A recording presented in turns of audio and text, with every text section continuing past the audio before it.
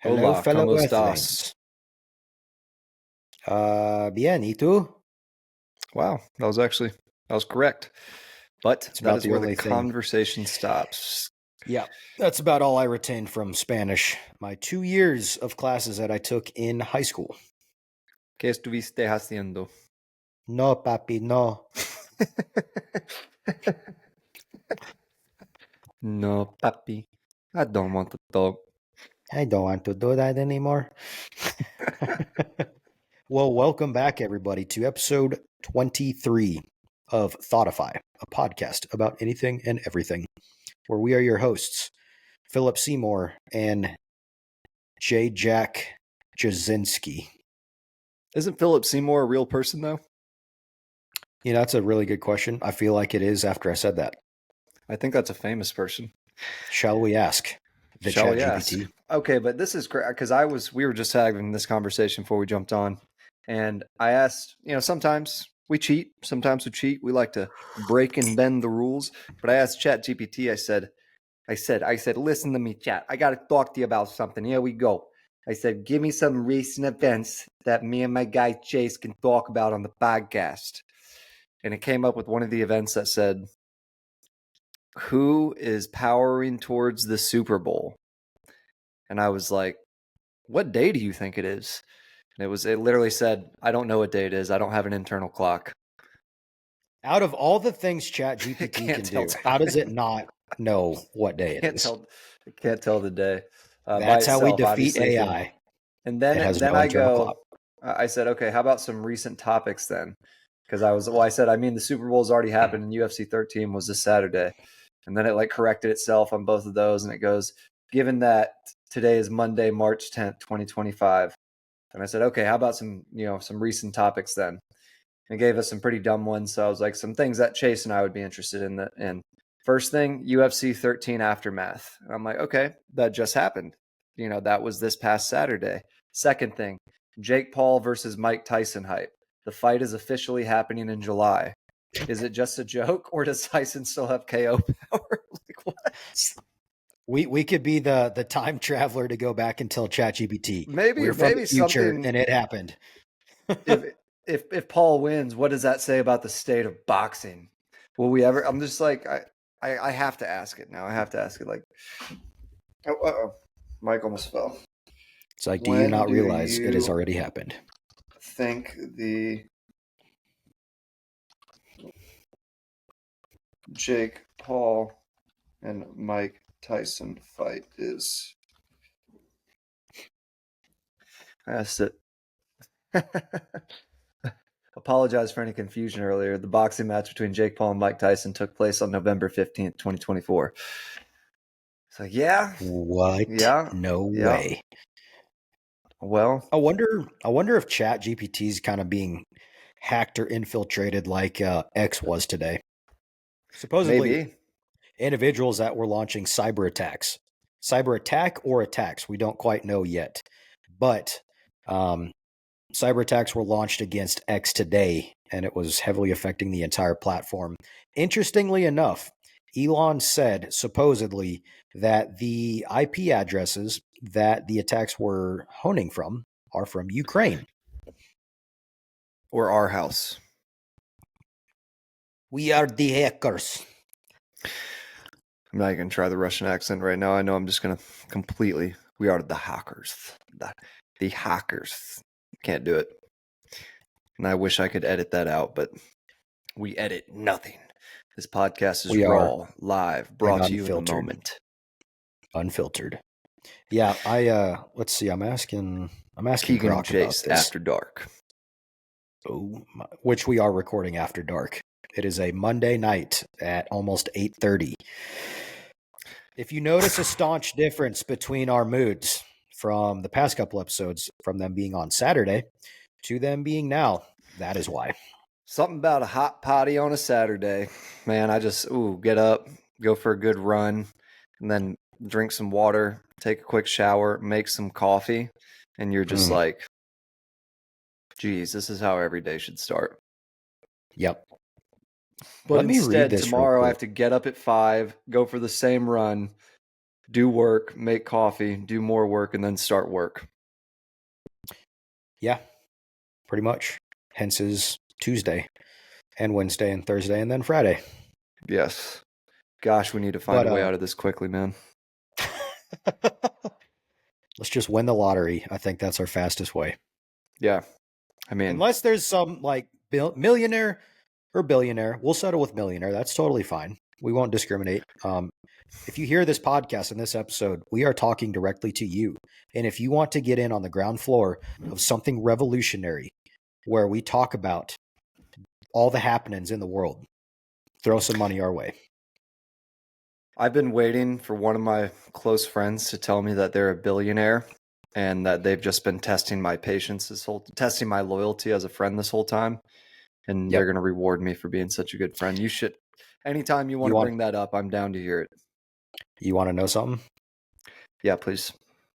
I may be that person. Are you? But you want to know something else? You're probably not going to give anything to me. I'm a billionaire. I'm not a billionaire. I've just been testing your loyalty this whole time. Not a billionaire, but you're doing great on the loyalty stuff. Just want you to know you're doing good. If I was a yeah, billionaire, I'd be close to breaking. Yep, but I'm not, so you don't have to worry about that. But Oh, this cyber attack, so supposedly, I mean, in the grand scheme of things, it's not that many people, but 40,000 users at the peak reported issues with the platform, and Elon took to X to basically say, claiming it was hit by a massive cyber attack involving a lot of resources, hinting at a large coordinated group and or country behind it. Later in a Fox Business interview with Larry Kudlow, Musk pointed to IP addresses, quote, originating in the Ukraine area as the source of the attack. It's pretty interesting just with everything going on, especially in the last couple of weeks with Zelensky coming over to the White House, and we all know how that visit went down. And did we talk about now that? I don't think we did actually. We talked about that off camera. But Yeah. that was just Interesting.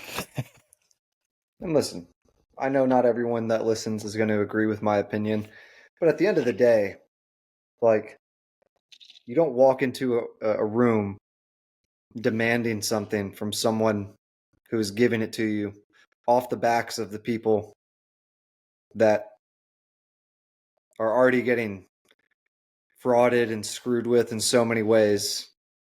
And it's just like, as a Yeah. leader of a country, you don't walk into another country and demand that, hey, this is how it's going to go, and this is what you guys are going to give me. Yeah. It's just Well, and like it's just the raising bad perspective kids. too that you can't read the situation for what it is. Who are you dealing with now versus who were you dealing with under as previously president, right? Biden is not Trump and Trump is not Biden. You have to strategically think, and anyone, I mean, I would assume could see that and they would go in maybe with a different approach that, this time around, maybe going with a little bit more, I don't want to say respect, but a little bit more just being cordial in a way, setting the premise that, yeah, we all know what's going on in Ukraine right now. We're fully aware of it. But at the same time, to sit there and use that as the ploy to market to the American media and the American public, almost bypassing Trump and bypassing Vance. It's kind of, I don't want to say like guilt trip, but to use that as the emotional hook to kind of stick your prongs into to market why you should be sent billions of more dollars. I mean, and to be fair, name another time in the recent past where you would have this type of meeting, but it normally be behind closed doors. Like, I haven't seen a meeting like this with multiple world leaders in one room that's being live streamed where you can just tune in and watch it. Typically, it's done behind closed doors, and then they come out after and talk about the details at a press conference. This was done at face value for everyone to see. Yeah, I definitely, at the end of the day, I'm not even saying there's either side that was right or wrong. it's just, as a leader of a country, if you really have that many millions of people's lives on your hands, if what you're claiming is, not saying it's not true, but the way he was trying to make it like a life or death situation. Like, if you don't do this, if you don't give us the money, all these people's blood is going to be on your hands. And it's just And then like, America's next. Like, watch out what's going to happen to America if you don't do this. And I yeah, was and just it's like, just wow, like, way to single handedly threaten or threaten. I mean, the entire United States. That's yeah, like not a how you do it. secondhand threat. And it's just like, if you really are claiming that that is your anxiety, that you have that many, you know, millions of people's lives depending on you, then you would be more than willing to figure out what the outcome that they're trying to say is and then evaluate, versus just going there and say, no, that's not, no, no, no, we need, and they're like, hey, you haven't even heard the plan yet. It's just like, come Yeah. on, hear them out first. Yeah. At the end of the day, we want peace. Like, it's not going straight to money. So yeah, it Yeah. was a very interesting thing to watch. And man, it's just crazy to think, because it's like, you want to, like, you hear other people on, other sides of the aisles speaking, and they've done such a good job of giving everyone what they need to justify what they think. So, like, for the things we think, people on the other side are just as, they're like, these are the reasons that if you don't think this is crazy. And there's certain things that we differ on, in terms of, core issues that I think, there's just always going to be that difference there. But in terms of just like, I could see it's all the stuff for all the conspiracies and all the, you know, whatever it might be is there for each side to just pull off of the platter and just like not ever be able to build a bridge of trying to understand the other side. Yeah. It's like they provide so much information that like it's inherently, some of it is going to be able to be construed one way or the other versus what your perspective is watching it. Yeah. And it's just like, I don't think they've done a really good job of creating a wall between where there used to be like just a space. Yeah. And I mean, it was kind of that instance was pretty apparent during Trump's first address of this term to Congress about a week and a half Yeah. ago. And that one guy, I mean, as soon as Trump got up to talk, I mean, within 60 some seconds or within the first few minutes, that one Congressman, Al Green, Democrat from Houston, got up and was just being belligerent, sitting there pointing with his cane at Trump, shouting whatever he shouted. And it got to a point they gave him 3 chances, and on the third chance they kicked him out. And I think they ended up censoring him too going forward or something Really? along the lines of that. But I'm like, man, I get it. If you don't like the president, sure, we dealt with that the last 4 years. We weren't big fans of Biden. At least I wasn't. I know you were, I was. Keegan. Yep. But it's just like, at the very least, respect the position, respect the office, respect the Respect my government authority. for, I mean, yeah, that's what Cartman would say. But it's just like, if you don't respect the person, respect the role. You're given the position you're in is an absolute honor to represent, you're part of Texas in Congress, and you're going to act like that, like, that's embarrassing. If a Yeah. Republican did that, I'd be like, come on, man, like, grow up. Seriously. I mean, For it's like instance, the go go ahead. on. No, just the roles of government, hold it in some respect. And when you do stuff like that, to me, you're not respecting it. You just toss it right out the door and just go on your merry way.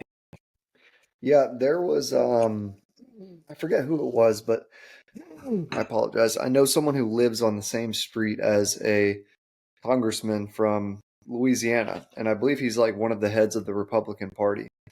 And Mike when, Johnson, yeah, they live he's the on, Speaker of the House. yes, yeah, exactly. He lives in, like, I know someone who lives on his street, and he lives in Shreveport, um, or Oh, very right outside of Shreveport. And Benton, Louisiana is where he lives, I believe. What's his But address? Break it down right now. when Kamala Harris was the presidential candidate, all the Republicans were going on any interview they could and saying she's a DEI hire, you know, and like just criticizing that. And he got up and he was like, hey guys, she's not a DEI hire. She's eligible because she was the vice president of the United States. She has qualifications to get in the position. Like if we're going to sit here and do this, we're going to essentially lower ourselves to their standards. And, we're just no different at that point. And it was just like, I'm similar to what you said. Like if I ever saw a Republican stand up and do that, I'm just like, hey, I get the passion, but the application is helping no one. Like the application is not going to do anything for what you're actually.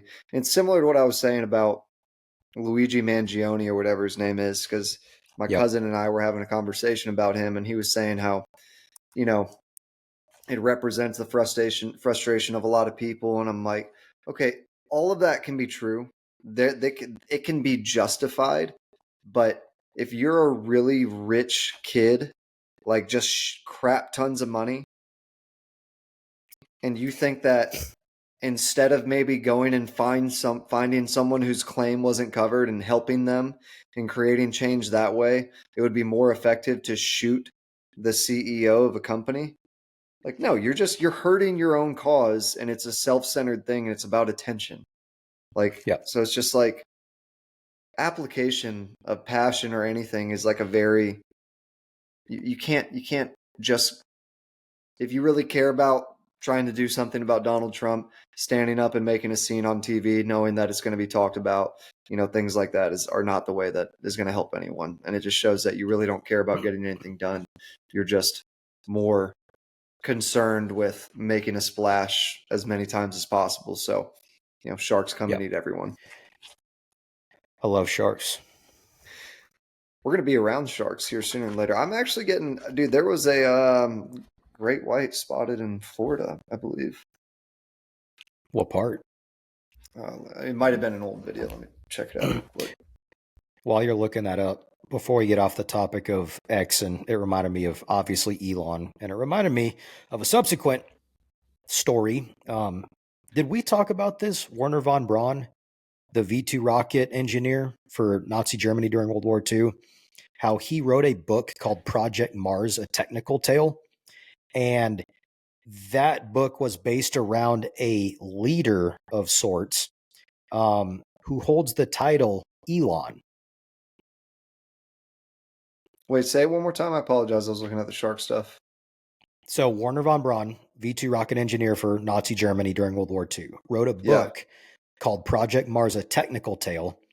And that book imagines humanity's first trip to Mars, where explorers encounter a Martian civilization governed by, a certain council. But the leader of that council or whatever holds the title Elon. It's a conspiracy, man. He's an alien. Oh man. And it's saying the Martian government, this is from chapter 24, just this little blip, how Mars is governed. The Martian government was directed by 10 men, the leader of whom was elected by universal suffrage for 5 years and entitled Elon. 2 houses of parliament enacted the laws to be administered by the Elon and his cabinet. So Elon isn't designated as an actual name per se, but more of a title. But extrapolating that very perspective and concept, you can't help but make the connection of like, oh man, the one if only, you gave the one and that only to a dude. liberal, that would be like the Russian hoax from Hillary Clinton. Yeah, except it's not a fake printed dossier. What even is a dossier? Does anyone know? A dossier. Like everyone has always the Steele dossier. No one knows where the Steele dossier is, sir. But it is bad. It's not a good thing. 'Tis not. It's a collection of documents about a particular person, event, or subject. Like a fairy tale. What if Warner von Braun's book was a dossier of a future individual, and that individual's name was Elon rather than it being a title, and that very individual is the one that lead us to Mars? Which, crazy I enough, think happens to be the case right now. There's no one else on this planet that is remotely as close as Elon in taking us to Mars. Well, just for a quick update, there was, February 11th, 2025, 1,653-pound great white shark tagged by OSearch. That's the app that we have. How big was Near the shark? over 13 feet, 1,653 pounds. That's a big shark. Oh, he's a big boy. He's a little baby His, boy. his name needs to be Teddy. Like, man, I just pinged Does it 6 say what part of times off Florida? Florida coast. Wow. What part though? Let's see. Because His I would name's like to know. Contender Okay, because he's that's contending kind of. with these damn hands if I get in the water. I think I'd take the shark. Okay. Oh, I guess his name is. definitely. No, this is a different one. Maybe this is a different 13-foot great white shark. Where's Brayton heading? What was that? Oh, What? that was in my headphones. It was something on an ad I was scrolling through. What's that? It was a car screeching. 13,000-pound, 13-foot great white shark named Bob. We've seen Bob. Yep. He's one of the Even bigger closer ones, off or of Florida. the That OGs. was in January. Yeah, January 3rd. And St. Augustine, dude. St. Really? Augustine, that's where I've you been there a good went. bit. Yeah, Contender, the 13-pound, 1,600-pound shark off St. Augustine. And then on February 7th, Breton, 13 feet, 1,400 pounds near Daytona Beach. And Scott, 12 feet, 1,600 pounds in the Keys. That's got to be a Wow. female, because the females get bigger than the males.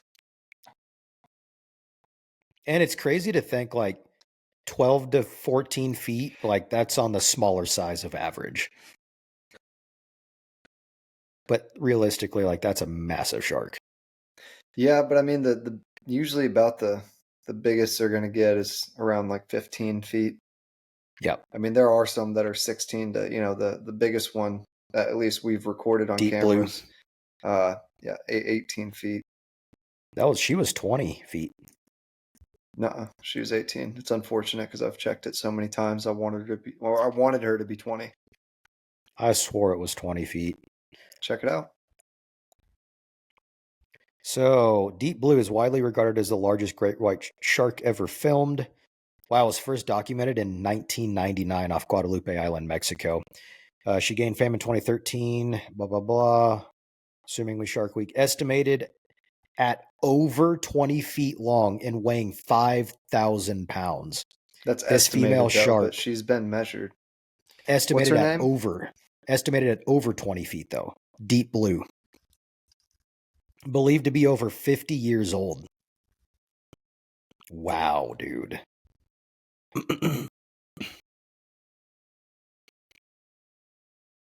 Maybe I was getting it mixed up with the year, but no, at least I saw multiple reports that were like, gosh, I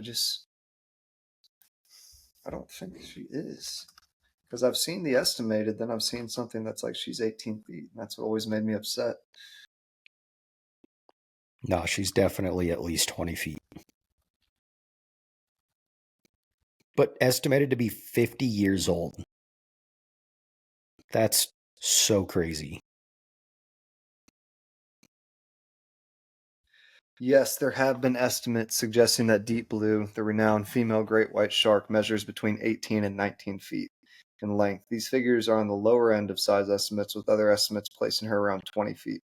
The variation in these measurements stems from challenges inherent in accurately determining the size of large marine animals in their natural habitats. Factors such as water distortion, movement, and lack of reference points can lead to differing size estimations. So, Either way, that's a massive shark.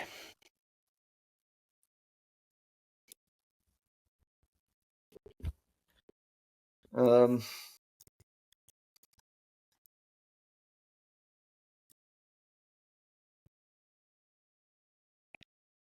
either way, 5,000 pounds. Yeah. That's Doing a little crazy. bit more digging. They're showing great white shark wise, deep blue per this, estimated between 20 and 21 feet. Yeah, I'm seeing both over here. Golly, man. I don't just think of that.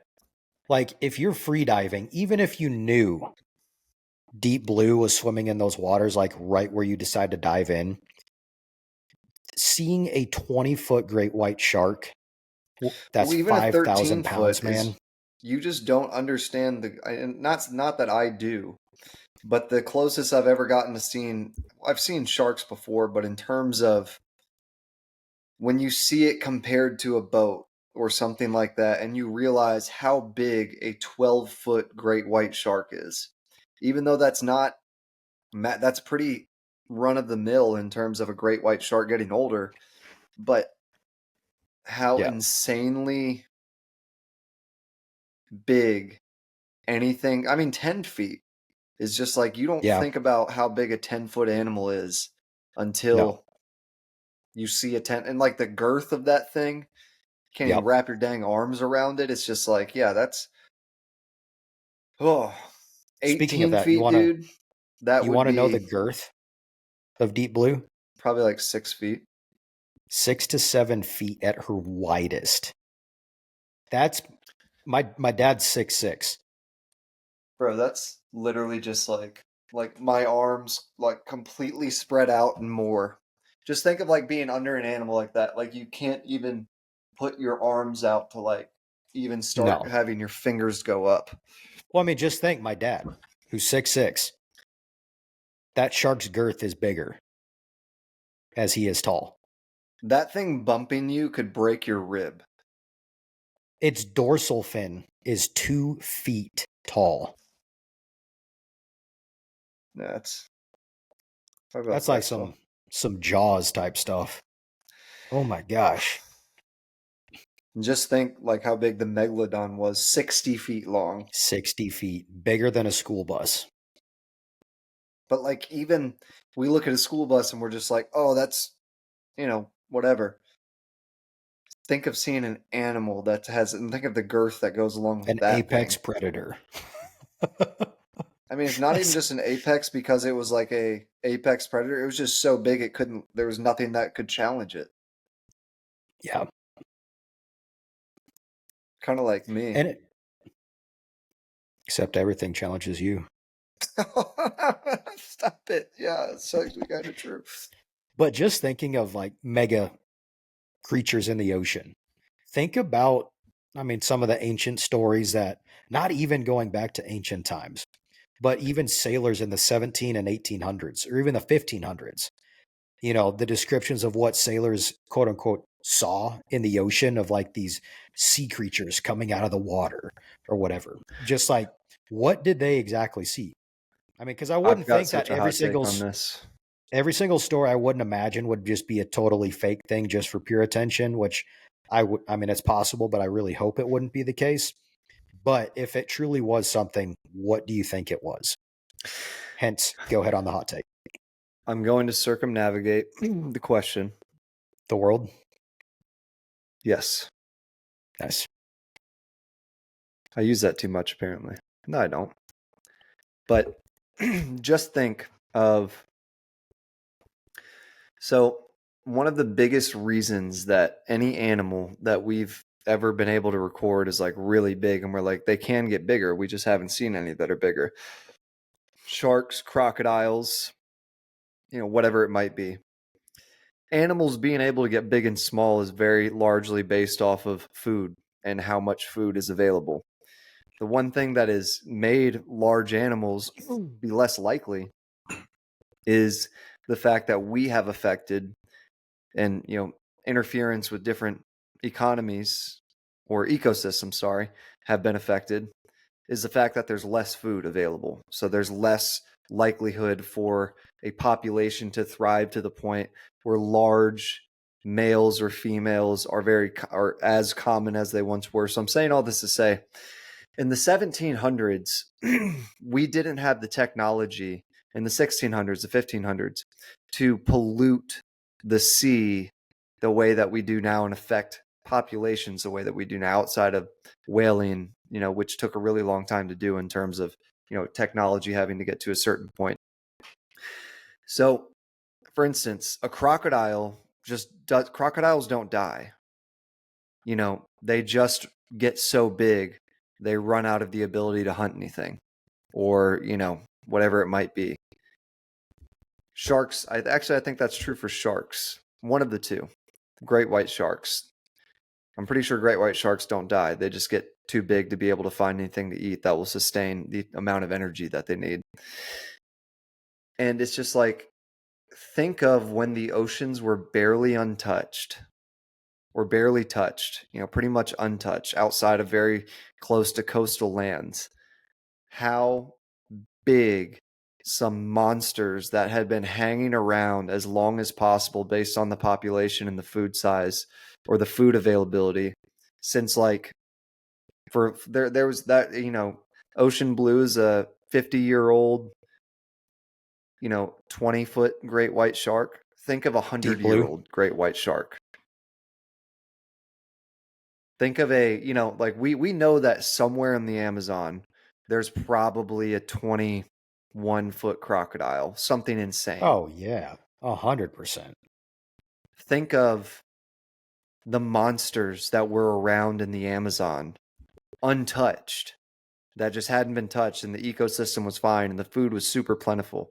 The probably 26-foot monsters, whether it was a snake, and just the things that had there's a lot of animals today that have outlasted just a lot of their species, and there's just some think of the actual dinosaurs that were still around, and then as soon as the food population started to get affected, they just started to die off, and there's no way we would have ever known about it because we would have never been able to get close enough to them, or these people saw things like that. Think of seeing what I'm trying to say is 200 years ago, a 20-foot great white shark probably wasn't the biggest great white shark, and it was probably way more common than it is now because there's so many more resources for it to get that way. So it's just those people sailing at sea, they were definitely seeing something, man. And they probably saw, coming into some of these coastal lands, freaking near 30-foot crocodiles or something like that. Maybe not a bunch of them, but at least one of them that was just terrorizing anything that was on shore. Yep. Reminds me of, did you ever hear about that story with the guy's name is Remy Van Leerd? He's a former World War II ace, who I think, what year was it? It was in the 1950s, early 1960s, where they were flying a helicopter mission, and he allegedly came across a giant 50 to 100-foot snake that, tried to rear its head up and attack the helicopter over in the Congo. I've heard about that. But it's just, I don't know, stuff that remote parts of the world, there's obviously plentiful locations where people just, they hike, they explore, whatever. But when it's not habitable, but where people don't live there consistently and it's not populated, I would not doubt that there's some crazy stuff that I think if we went with modern technology, we would be shocked. Absolutely shocked. Thing is that we can't even really go with modern technology because some of those places are so remote and desolate that it's there's not really technology that can help us there. It's, it can, if we really shipped over resources, but in terms of just going to the most unexplored parts of the jungle that are still unexplored till this day. Yeah. Um, Just like the Amazon. there's nothing that mean- can really make that easier. No. And we're just now within the last however many years talking about the Amazon. It's not just a giant forest. As they were doing LiDAR scans over it, seeing underneath the jungle floor of actual structures and They found high-speed dictation internet. of fiber optic cable. It was just nuts. But seeing evidence of older civilizations that we previously did not think, used to be there, basically. Yeah. So it's like, it if was we're finding that at the very least, what else is out there? it was a kid who found out that he used Google Earth images to start to outline shapes that he saw in different rainforests. He was a kid, and then brought it to someone, and they were like, "Hold on," and they did missions to some of these places, or trips, and found out that everything he was spotting was these ancient pyramids that had never been discovered. Interesting. And I think that's after that LiDAR came in terms of being able to see that variation easier. But it was literally, and I'm talking to like the kid, I think it was under like 10, I think he was like 10 years old. Wow. So there's truly no excuse. I mean, if a 10-year-old can find that stuff, just imagine what we could do if we had some actual legitimate designated professionals with technology to go out and start doing stuff. You realize And how it's much really of this stuff has been found, and no one has the funding to go. Because I mean, Yep. dude, getting in there, like there's no Oh, other way yeah. to get to that place in the rainforest versus specifically finding someone who doesn't want to be found, who lives like very in a remote place like that, and convincing them through some form of payment that they should take you out there and be your guide. And it's just like, even then, you are roughing it on a level that is Prehistoric. not even just next level, but like you are just another thing on the food chain in a place like that. Oh, yeah.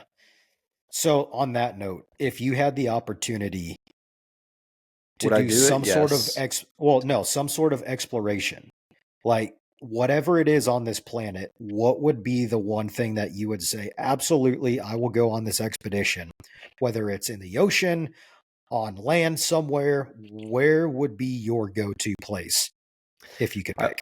Not the ocean. I would rather be, I mean, thinking about what we would be doing anyways.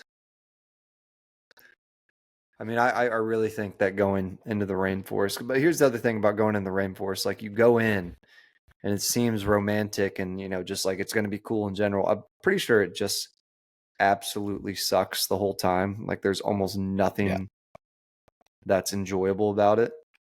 Yeah. Outside of like maybe some of the views. But I would rather be on my 2 feet and able to do that, versus, be in the ocean and be susceptible to whatever the hell wants to. The one thing that I will say is that if you go out to the middle of the ocean, you can swim in the middle of the ocean and not worry about a dang thing. Because believe it or not, most life in the ocean exists much closer to the coast because all the Where food other is life much is. closer to Yeah. the coast. The only things that exist in the middle of the ocean are at the extreme bottom of the ocean. It's just Where the pure aliens emptiness are. out there. Yeah. Speaking of, to give you an idea, there's approximately 2.3 million square miles of Amazon rainforest. How That's much a of it has little been bit. explored? It's a great question. How much? I'm going to say not much. Approximately, well, at the more positive, optimistic number, it's estimated to be less than 5% that's been explored. What about you? What would be your expedition? Man, I think the Amazon would be cool, but it wouldn't really be an expedition. It'd just be more of a general hobby type fun thing. I'd want to go, I mean, the Pacific Northwest, because I have a fascination with Sasquatch and I'd want to find him. But there are hundreds of thousands of square miles in the Pacific Northwest that are uninhabited. And just that alone, I'd imagine the interesting stuff you'd find. Let alone going over to like the Himalayas, where all the individuals, like the small tribes that live way up in the Himalayas in the mountains, they've got their own unique stories about their version of Sasquatch. The Yeti, there's another version, I think it's smaller, called the Orang Pandek. And just to go over and talk to those That was my people about nickname in like, college. he's a little Orang Pandek. But that would be more of like a side fun thing. Oh, here he comes, the Orang Pandek. It's Keegan in high school playing football on Friday night. Number 21, the Orang Pandek. This is his Look at first him time go. in the game. But that would be interesting just to go talk to those people about the different traditions and stories and lore that they've passed down from generation to generation. But I would be heavily that'd be a intrigued. hobby. It'd be more of a casual, not like a hobby, more of like not an expedition. I wouldn't define that as an expedition. I would be. As scary as it would be, if there was a for sure sub that was rated to be like pretty trustworthy, I would be really interested to go to the Mariana Trench. Gosh, that'd be now after the but I mean, they apparently had some, the sub that obviously you're referencing that went down underwater. Colossus or whatever it's called. Or no, Titan. Yeah. They're going to see the Titanic. They apparently had some safety stuff that they hadn't addressed in a little while, I think they intentionally ignored it too. Yeah. Because of like suggestions, and they were like, we've done it 3 or 4 times. It's fine. It's a great sub. Just like Boeing, ignoring things that were called out. Right. And look what happens. Dude, before I forget, because we talked about this recently, the astronauts that have been stranded in the space station. Yeah. For the last 8 months.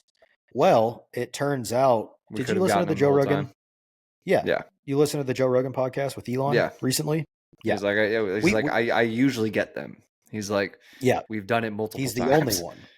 But it got turned into a political thing. Of course. So that's why they've been up there for 8 months when it could have been much sooner because it was political. What a shame. You're gambling with people's lives. I mean, at the expense of, we don't want to because it could hurt our campaign, or it could do quit this. After that. I mean, legitimately. It's so messed up, dude. It really is. But there was, speaking of space, I did want to bring this up, and we have not talked about it yet. And it'd be kind of expeditionary because you could extrapolate that in going to Mars. But what are your thoughts on that Mars square? It looks like a foundation of a pyramid that NASA released. I haven't seen it yet, but I've heard about it. I'm going to share my screen. Pull up. Cause I pull up. All right. Is that coming through? Yeah. So clear, defined. And it's interesting that, of course, NASA didn't release or take a picture. They probably took the picture, but only released like a cropped portion of it. And for those listeners, go ahead and tune in, turn on the video to check it out because we have the picture pulled up. But imagine if we had the full picture. I mean, there's a clear outline of some perfectly defined angle, which, okay, yeah, that could maybe happen naturally, but at the same time, that looks pretty darn defined. The only thing that I would want to know, and when looking at a picture like that, is what is the statistical likelihood of a square generating from any, random event? Yeah. Not saying that that's what it is, but snowflakes are perfectly symmetrical and have like some of the most intricate designs in them. I'd be interested to understand the probability of something like that happening before I'd ever look at it and say, oh, that looks like that, because that is one of the things is you can find something in anything if you look at it hard enough. Yeah. Here's Okay, a is better that the one. full picture? Okay. Cool. Pulls up an ad instead. But this is supposedly the area where it was taken on Mars. And here's a little bit better view of it.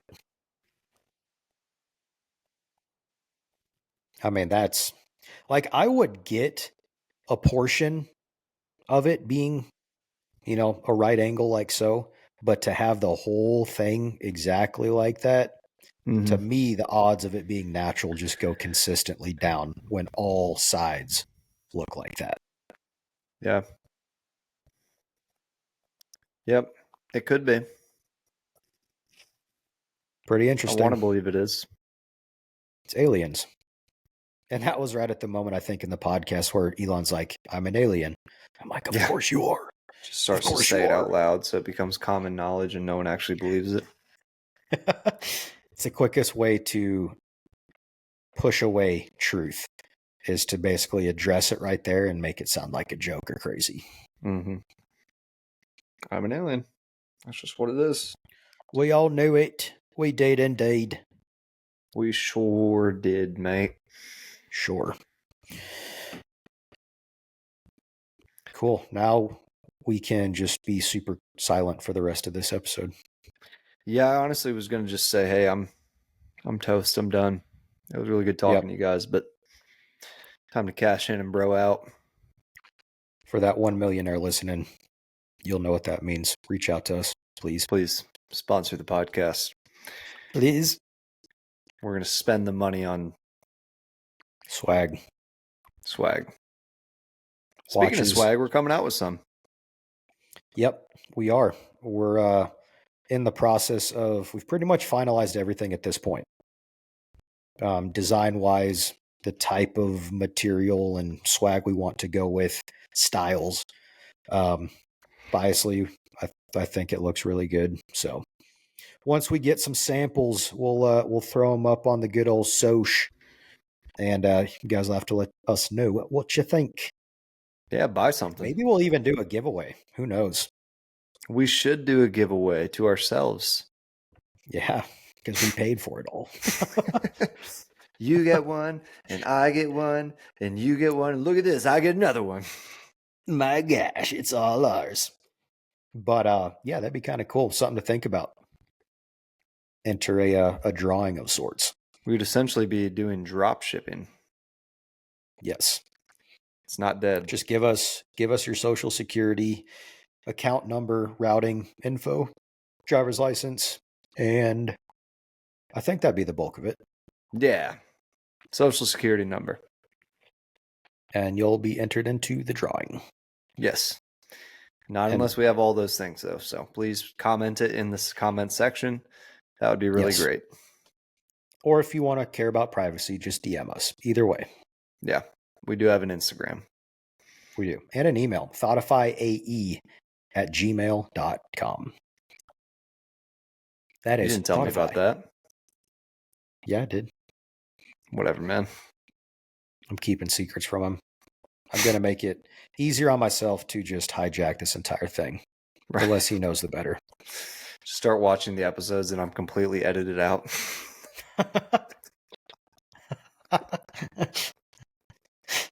And I'll start an entire smear campaign as to why he's not on anymore. It was his low T. What? Oh, here it is. It's back. The low T is back.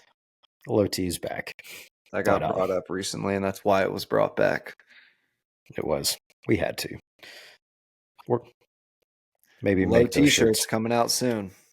Yep. Be the greatest pun of all time. Low T-shirts. God, I love it. But that'd be a next iteration. That'd be like a special edition Thoughtify shirt.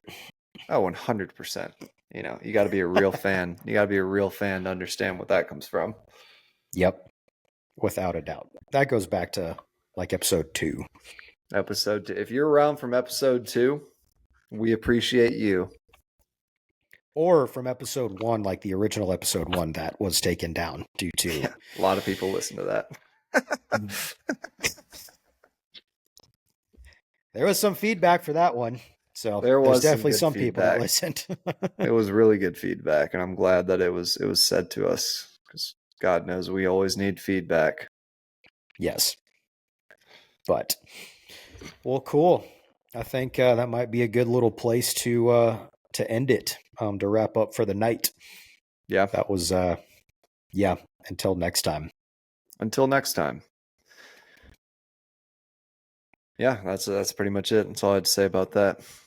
Until next time. But as always, we appreciate you guys. And we'll see you probably this weekend or sometime next week.